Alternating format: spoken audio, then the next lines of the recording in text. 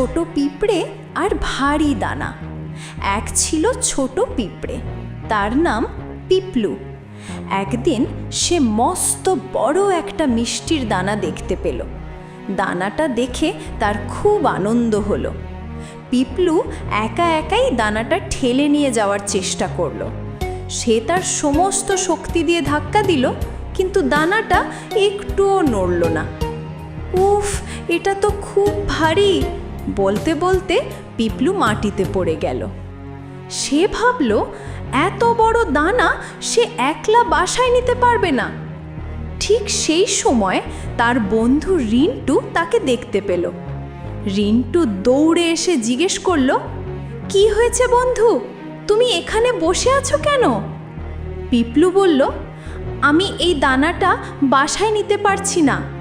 রিন্টু হেসে বলল, কোনো চিন্তা নেই, আমি তোমাকে সাহায্য করছি, চলো দুজন মিলে চেষ্টা করি। পিপলু আর রিন্টু একসাথে দানাটাকে ধাক্কা দিল। দানাটা একটু নড়ে উঠল, কিন্তু তাতেও সেটাকে নিয়ে যাওয়া খুব কঠিন ছিল। তাদের আরেক বন্ধু টিন্টু দূর থেকে এই দৃশ্য দেখল। সে চিৎকার করে বলল, দাঁড়াও, আমিও আসছি তোমাদের সাহায্য করতে। এবার তিনজন মিলে একসাথে ধাক্কা দিল।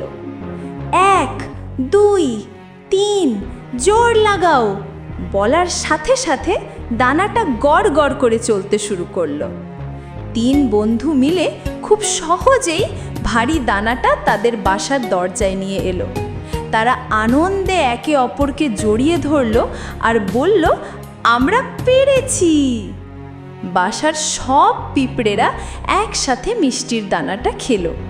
পিপলু সেদিন শিখল যে বন্ধুরা একসাথে কাজ করলে সবচেয়ে কঠিন কাজও সহজ হয়ে যায়।